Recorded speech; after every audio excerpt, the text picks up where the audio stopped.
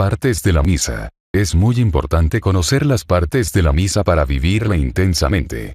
La misa consta de dos partes: la liturgia de la palabra y la liturgia eucarística. Otros ritos pertenecen a la apertura y conclusión de la celebración.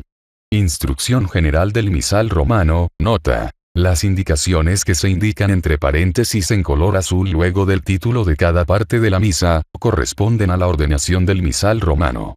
Las letras indican la posición que deben asumir los fieles: P, de pie; S, sentados; R, arrodillados. 1.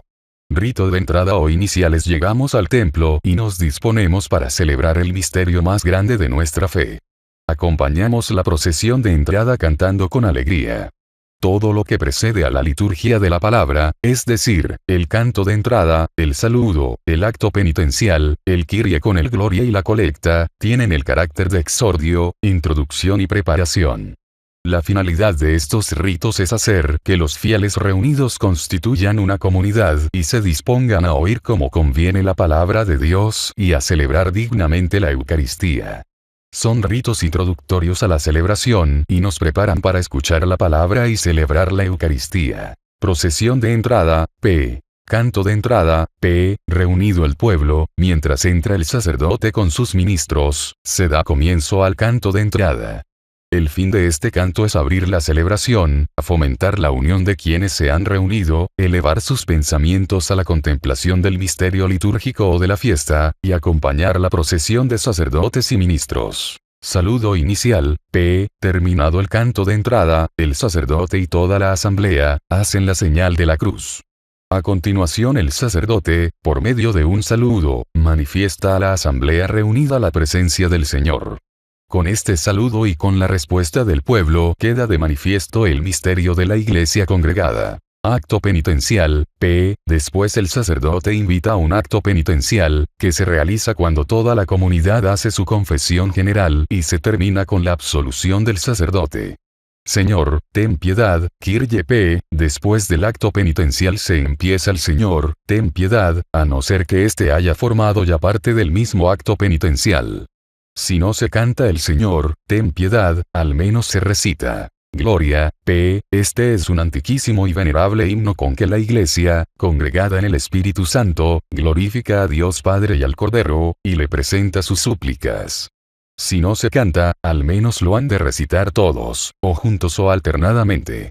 Alabamos a Dios, reconociendo su santidad, al mismo tiempo que nuestra necesidad de Él. Oración colecta, P. Es la oración que el sacerdote, en nombre de toda la asamblea, hace al Padre. En ella recoge todas las intenciones de la comunidad. A continuación el sacerdote invita al pueblo a orar y todos, a una con el sacerdote, permanecen un rato en silencio para hacerse conscientes de estar en la presencia de Dios y formular interiormente sus súplicas. Entonces el sacerdote lee la oración que se suele denominar colecta, que expresa la índole de la celebración. El pueblo la hace suya diciendo amén. 2. Liturgia de la palabra. Escuchamos a Dios, que se nos da como alimento en su palabra, y respondemos cantando, meditando y rezando. Las lecturas tomadas de la Sagrada Escritura, con los cantos que se intercalan, constituyen la parte principal de la liturgia de la palabra. La homilía, la profesión de fe y la oración universal u oración de los fieles, la desarrollan y concluyen. Lecturas bíblicas. En las lecturas se dispone la mesa de la palabra de Dios a los fieles y se les abren los tesoros bíblicos. Que se haya de tributar suma veneración a la lectura del Evangelio lo enseña la misma liturgia cuando la distingue por encima de las otras lecturas con especiales muestras de honor, sea por parte del ministro encargado de anunciarlo y por la bendición y oración con que se dispone a hacerlo, sea por parte de los fieles, que con sus aclamaciones reconocen y profesan la presencia de Cristo que les habla y escuchan la lectura puestos en pie, sea finalmente por las mismas muestras de veneración que se tributan al libro de los Evangelios. Primera lectura, se toma del Antiguo Testamento y nos sirve para entender muchas de las cosas que hizo Jesús. En el Antiguo Testamento, Dios nos habla a través de la historia del pueblo de Israel y de sus profetas. Salmo responsorial, formando parte de la misma liturgia de la palabra tenemos los cantos interleccionales. Después de la primera lectura, sigue un salmo responsorial, que se toma del leccionario. El salmista o cantor del salmo, desde el ambón o desde otro sitio oportuno, proclama las estrofas del salmo, mientras toda asamblea escucha y además participa con su respuesta. Meditamos rezando o cantando un salmo. Segunda lectura o epístola, se toma del Nuevo Testamento, ya sea de los Hechos de los Apóstoles o de las cartas que escribieron los primeros apóstoles. Esta segunda lectura nos sirve para conocer cómo vivían los primeros cristianos y cómo explicaban a los demás las enseñanzas de Jesús. Esto nos ayuda a conocer y entender mejor lo que Jesús nos enseñó. También nos ayuda a entender muchas tradiciones de la Iglesia. En el Nuevo Testamento, Dios nos habla a través de los apóstoles. Después de la segunda lectura se canta el Aleluya, que es un canto alegre que recuerda la resurrección, u otro canto según las exigencias del tiempo litúrgico. El canto del Aleluya nos dispone a escuchar la proclamación del misterio de Cristo. Al finalizar aclamamos diciendo, Gloria a ti, Señor Jesús. Evangelio, se toma de alguno de los 4 evangelios de acuerdo al ciclo litúrgico y narra una pequeña parte de la vida o las enseñanzas de Jesús. Es aquí donde podemos conocer cómo era Jesús, qué sentía, qué hacía, cómo enseñaba, qué nos quiere transmitir.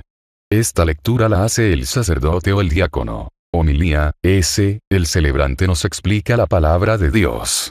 Conviene que sea una explicación de las lecturas, o de otro texto del ordinario, o del propio de la misa del día, teniendo siempre el misterio que se celebra y las particulares necesidades de los oyentes. Credo o profesión de fe, después de escuchar la palabra de Dios, confesamos nuestra fe. Con el símbolo o credo el pueblo da su asentamiento y respuesta a la palabra de Dios proclamada en las lecturas y en homilía, y trae su memoria, antes de empezar la celebración eucarística, la norma de su fe. Oración de los fieles u oración universal, rezamos unos por otros pidiendo por las necesidades de todos. En la oración universal u oración de los fieles, el pueblo, ejercitando su oficio sacerdotal, ruega por todos los hombres, Papa, Iglesia, Estado, necesidades. La asamblea expresa su súplica o con una invocación común, que se pronuncia después de cada intención, o con una oración en silencio. 3. Liturgia eucarística. En la última cena, Cristo instituyó el sacrificio y banquete pascual, por el que se hace continuamente presente en la Iglesia el sacrificio de la cruz, cuando el sacerdote, que representa a Cristo el Señor, lleva a cabo lo que el Señor mismo realizó y confió a sus discípulos para que lo hicieran en memoria suya. Cristo tomó en sus manos el pan y el cáliz, dio gracias, lo partió, lo dio a sus discípulos, y dijo, Tomad, comed, bebed. Esto es mi cuerpo. Este es el cáliz de mi sangre. Haced esto en conmemoración mía. De ahí que la Iglesia haya ordenado toda la celebración de la liturgia eucarística según estas mismas partes, con las palabras y acciones de Cristo. Ya que, 1. En la preparación de las ofrendas se presentan en el altar el pan y el vino con agua, es decir, los mismos elementos que Cristo tomó en sus manos. 2. En la plegaria eucarística se da gracias a Dios por toda la obra de la salvación, y las ofrendas se convierten en el cuerpo y la sangre de Cristo. 3. Por la fracción del mismo pan se manifiesta la unidad de los fieles, y por la comunión ellos reciben el cuerpo y la sangre del Señor, del mismo modo que los apóstoles lo recibieron de manos del mismo Cristo. Preparación y presentación de los dones, al comienzo de la liturgia eucarística se llevan al altar los dones que se convertirán en el cuerpo y la sangre de Cristo. Acompaña a esta procesión el canto del ofertorio, que se alarga por lo menos hasta que los dones han sido colocados sobre el altar.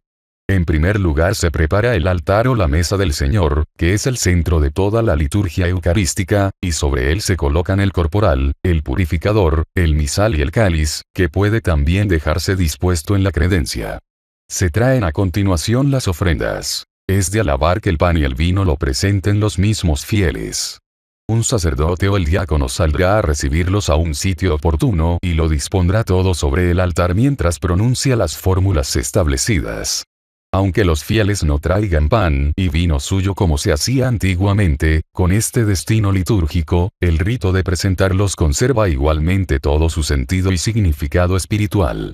Terminada la colocación de las ofrendas y concluidos los ritos que la acompañan, se concluye la preparación de los dones, con una invitación a orar juntamente con el sacerdote, y con la fórmula llamada oración sobre las ofrendas. Así queda preparada la oración eucarística. Oración eucarística o plegaria eucarística. El sentido de esta oración es que toda la congregación de fieles se una con Cristo en el reconocimiento de las grandezas de Dios y en la ofrenda del sacrificio. Los principales elementos de que consta la plegaria eucarística pueden distinguirse de esta manera. Acción de gracias, se expresa sobre todo en el prefacio, en la que el sacerdote, en nombre de todo el pueblo santo, glorifica a Dios Padre y le da las gracias por toda la obra de salvación o por alguno de sus aspectos particulares, según las variantes del día, fiesta o tiempo. Santo o aclamación, el sacerdote con la que toda la asamblea, uniéndose a las potestades celestiales, canta o recita el santo. Esta aclamación, que constituye una parte de la plegaria eucarística, la pronuncia todo el pueblo con el sacerdote. Epiclesis, oración con la que la Iglesia, por medio de determinadas invocaciones, implora el poder divino para que los dones que han ofrecido los hombres, queden consagrados, es decir, se conviertan en el cuerpo y la sangre de Cristo, y para que la hostia inmaculada que se va a recibir en la comunión sea para salvación de quienes la reciban. Narración de la institución y consagración, mediante las palabras y acciones de Cristo se lleva a cabo el sacrificio que Cristo mismo instituyó en la última cena, cuando ofreció su cuerpo y su sangre bajo las especies de pan y vino, los dio a los apóstoles en forma de alimento y bebida, y les dejó el mandato de perpetuar este mismo misterio. Es el momento más solemne de la misa. En él ocurre el misterio de la transformación real del pan y el vino en el cuerpo y sangre de Cristo. Dios se hace presente ante nosotros para que podamos estar muy cerca de Él. Es un misterio de amor maravilloso que debemos contemplar con el mayor respeto y devoción. Debemos aprovechar ese momento para adorar a Dios en la Eucaristía. 1. En la Eucaristía permanecen el olor, color y sabor del pan y del vino, pero su substancia se ha convertido en el cuerpo y en la sangre de Jesucristo. Esta conversión se llama transubstanciación. Es el tránsito de una cosa a otra. Cesan las sustancias del pan y el vino porque suceden en su lugar el cuerpo y la sangre de Cristo. La transubstanciación es una conversión milagrosa y singular, distinta de las conversiones naturales.